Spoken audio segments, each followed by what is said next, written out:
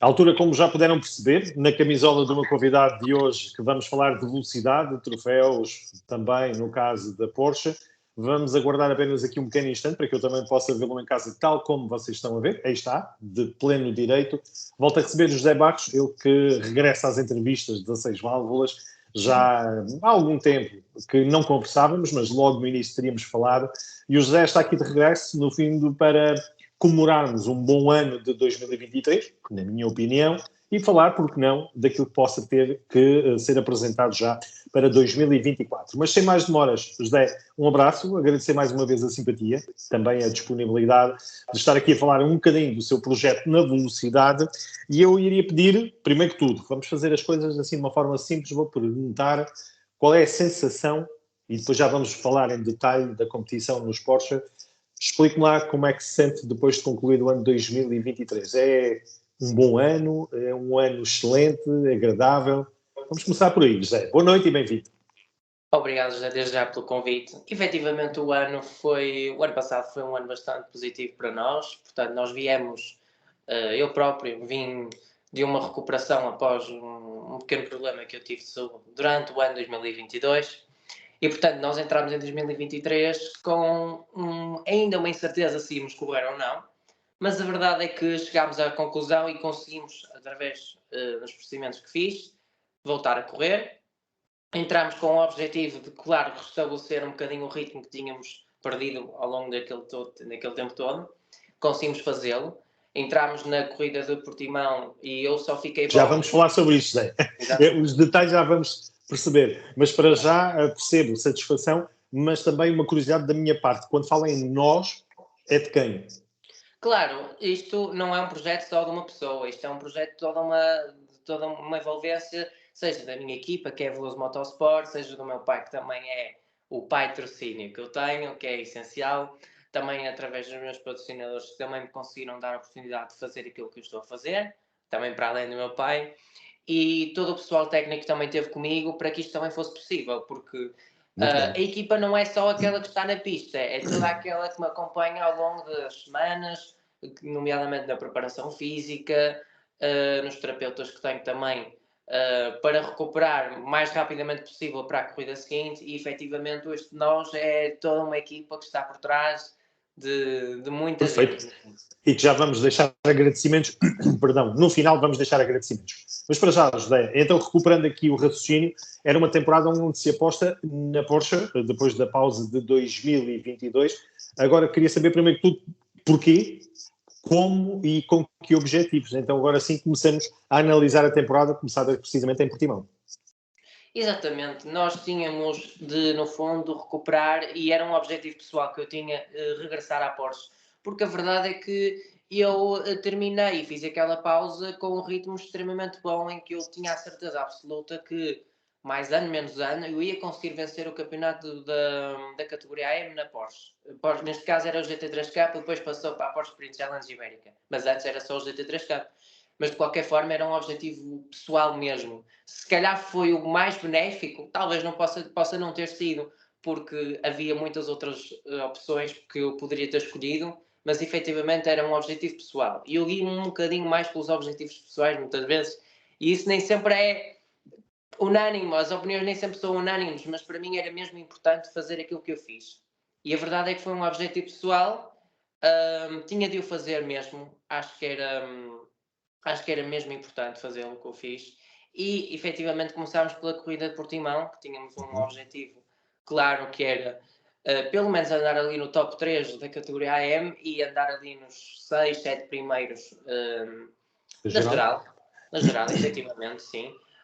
Tínhamos um bocadinho de cautela, até porque eu já não corria há muito tempo e não houve propriamente uma preparação assim tão evidente que me deixasse correr, porque eu recordo-me perfeitamente que eu no dia 7 de Abril recebi alta e a corrida era no dia 14, não tinha nem carro, não tinha mínima preparação. Nós entramos e tivemos que comprar o carro um dia anterior, porque sabia que ia-me dar a alta, mas eu comprei o carro naquele dia, que sabia que provavelmente que ia ter alta. O carro chegou, creio eu, no dia 11, que foi, nem sei como, foi um milagre o carro chegar aquele dia. Conseguimos entrar assim a todo o custo no troféu, conseguimos ir lá entrar também.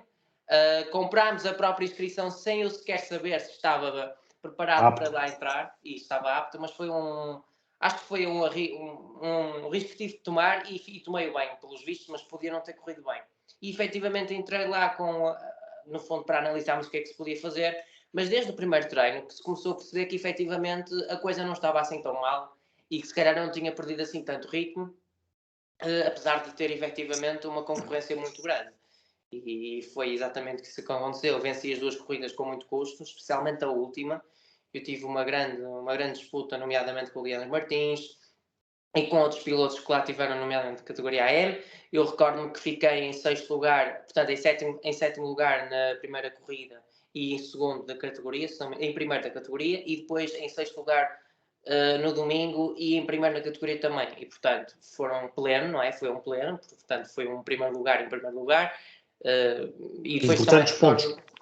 Exatamente, fiz bastantes pontos na altura e isso claro que deu uma perspectiva diferente, não é? Se calhar se eu não tivesse feito as primeiras, eu acho que é muito importante referir que as primeiras 2 corridas são essenciais para o campeonato, porque é a partir daí que se começa a perceber que pilotos é que têm mais capacidade de ir para a frente e honestamente creio que tenha sido por aí. Ok. Depois de Portimão as coisas começam a entrar nos carris, vamos dizer assim, depois de 2 boas demonstrações. Qual era o modelo que estava a utilizar, portanto, aqui na Porsche Ibérica? Eu estava a usar o Porsche 911 991.2, portanto, era o melhor que tínhamos e era o mais competitivo também para estarmos no troféu. Eu tinha o 997, mas tive que fazer e optar por pôr o 991.2. Perfeito. E com muitos adversários, qual é a segunda etapa? Neste caso, numa análise para a temporada. Onde é que estavam as 2 próximas corridas nesta Porsche Ibérica? Exatamente. Nós tivemos a corrida de Motorland e uma corrida na Barra, que foram bastante negativas e efetivamente isso abaralhou um bocadinho as contas, nomeadamente na corrida de Motorland, em que eu propriamente não tinha qualquer tipo de experiência em conduzir e pilotar nem a conduzir, e mesmo pilotar à chuva. Eu tinha muito pouca experiência mesmo. Eu recordo-me que não tinha feito nenhuma corrida praticamente à chuva, fiz uma no Estoril, mas já foi em 2021, portanto não tinha mesmo experiência nenhuma. E a verdade é que as coisas nunca correram muito bem, nomeadamente nos treinos e tudo, em que eu notava que havia uma grande fragilidade na nossa parte, eu tenho que admitir isso mesmo. As coisas também não estavam a correr muito bem. Eu próprio acho que a culpa foi mais minha e não tanto o material. Eu nesse dia não estava muito bem inspirado e esse fim de semana não estava Nem muito a bem. afinação correu bem desde o início, não encontrou o setup ideal para poder estar a correr à chuva. Houve muitos peões, houve sempre muitos contratempos, houve muitas bandeiras vermelhas, os treinos foram completamente mutilados, que é a mesma questão, é mesmo exatamente assim. Não tive mesmo hipótese nenhuma de sequer treinar. Eu recordo-me que cheguei à primeira corrida, fiz a qualificação a muito custo, ficámos em primeiro lugar nos 2 treinos cronometrados, creio eu, e o que acontece, eu na primeira corrida tive uma disputa muito, muito aguerrida com os pilotos que estavam lá na minha categoria também, e eu recordo-me que tive um toque com ele, portanto eu tentei ultrapassá-lo, só que a ultrapassagem não foi 100% concluída e como a curva a seguir favorecia-o a ele, houve um toque entre rodas e eu perdi a direção do carro e eu fiquei completamente ali sem qualquer hipótese mesmo de ir para a frente. Também depois, a partir daí, temos outros problemas também que se associaram, o motor partiu, portanto, não foi nada agradável mesmo esse fim de semana. Depois tivemos na Barra, exatamente, que também não correu nada bem. Nem queria estar as idas à Espanha é como ao vento, como se costuma dizer, nem bom vento, nem bom casamento, mas também neste caso sem boas corridas nem nada. Sim, como é que foi então na Barra? Não foi nada agradável também. Nós já estávamos com muita pressão pelo facto de termos perdido, assim, sem mais nem menos, perdemos 102 pontos e já estávamos com um atraso muito grande. Mas a verdade, e olhando também para a parte positiva, é que depois na segunda corrida nós arrancámos e eu próprio tinha feito uma pole position nos treinos cronometrados, mas devido a uma conflitualidade enorme que lá houve, eu tive que levar um drive-thru, ou seja, eu depois da primeira volta tinha que parar, fazer o pit lane todo a 60 km por hora e entrar e portanto caí para o último. Mas a verdade é que mesmo assim eu consegui ultrapassar toda a gente, basicamente. Estava em 23º e recuperei até 4º lugar. Portanto, isto está geral e na categoria passei de 12º para primeiro. Consegui fazer essa recuperação total. Recordo depois também que houve uma grande disputa e uma grande conflituosidade também com o Ricardo Costa, aliás, que me fez bloquear bastante uma das rodas.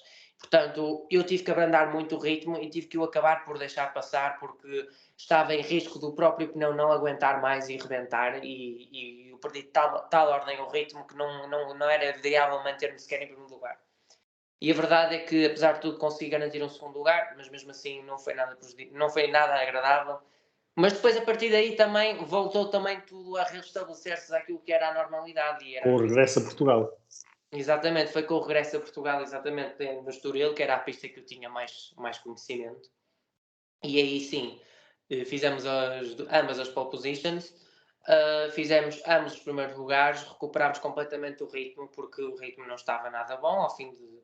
E isto tem um impacto muito grande a nível anímico, porque a pessoa começa a duvidar das próprias capacidades que tem, porque começa-se a ver que isto não está a resultar, algo aqui não está bem, porque também depois tivemos alguns problemas a nível mecânico com o carro começou a dar muitos problemas, também depois dos toques todos que me deram a mim e que inevitavelmente aconteceram. O carro também não é um carro de guerra, é um carro muito delicado, o Porsche rapidamente tem um problema e que é extremamente complexo de resolver.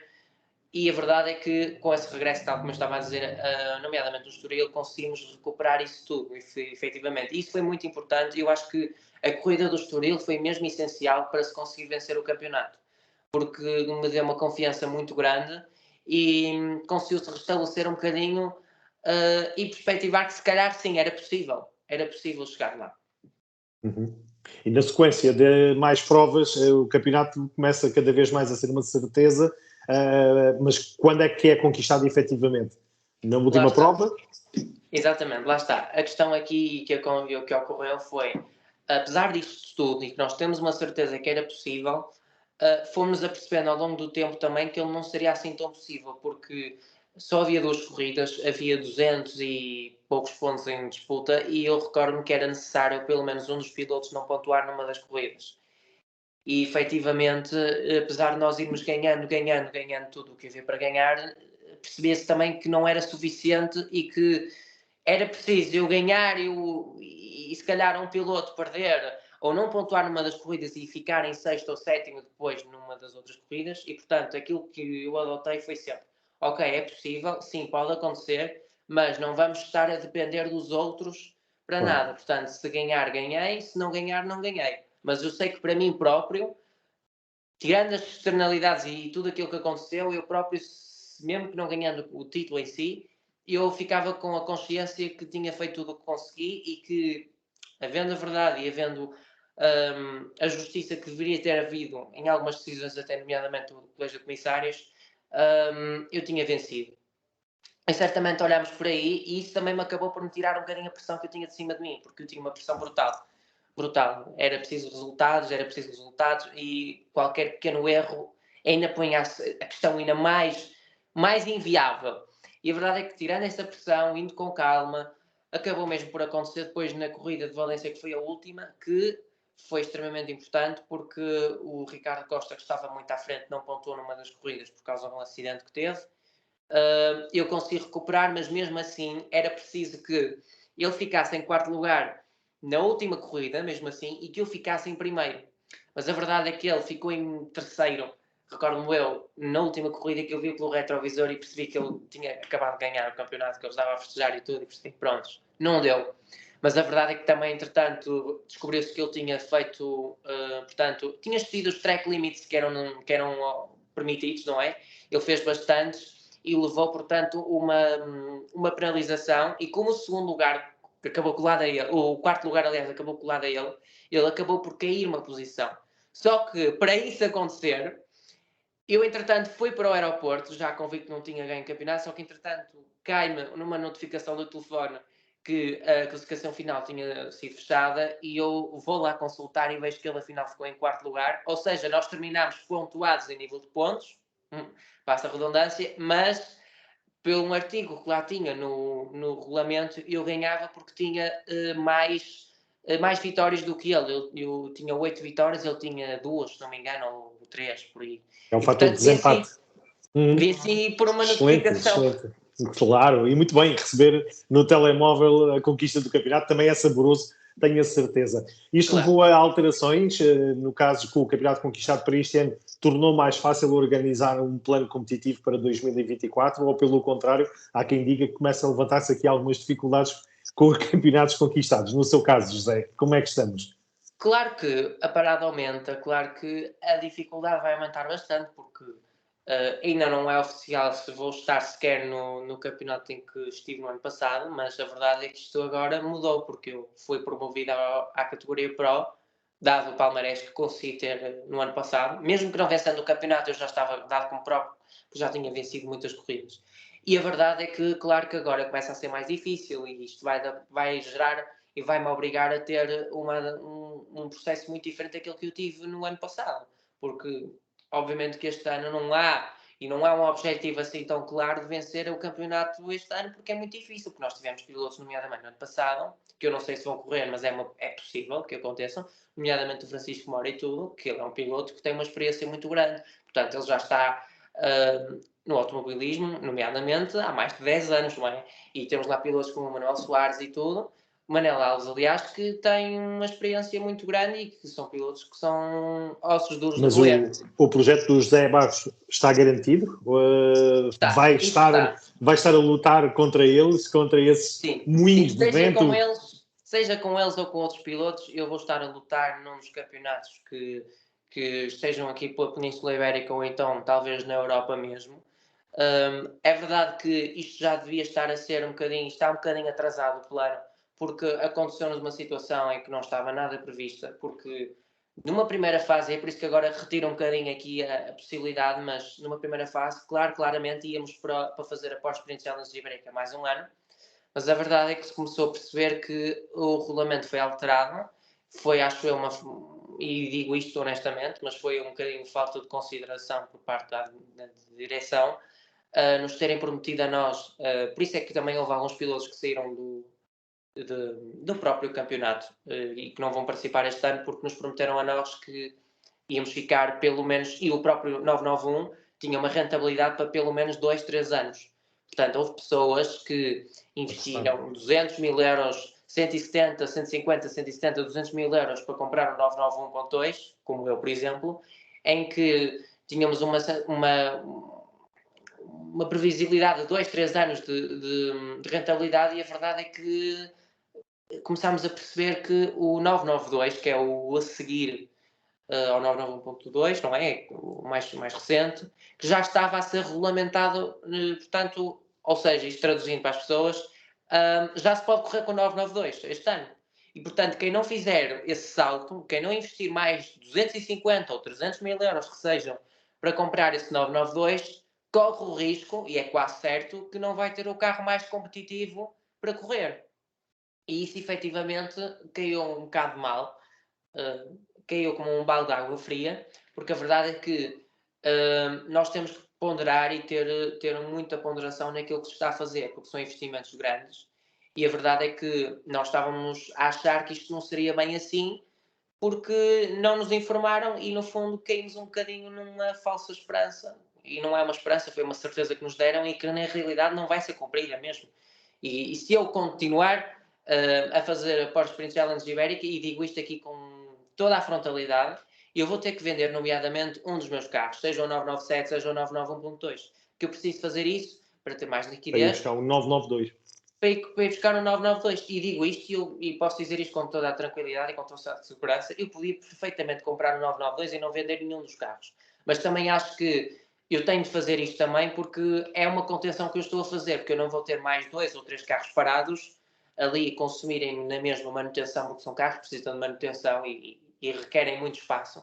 E eu também não vou ter propriamente uma utilidade com o 997, por exemplo. E, portanto, se é um carro que eu tenho ali que não está a fazer nada e que me pode dar 60 ou 80 mil euros, e se eu conseguir vender, claro que me vai fazer muita diferença. Então, ajuda a melhorar o orçamento para a temporada também. Portanto, claro que sim, claro que sim. A nível de treinos, a nível de peças e tudo mais, não é?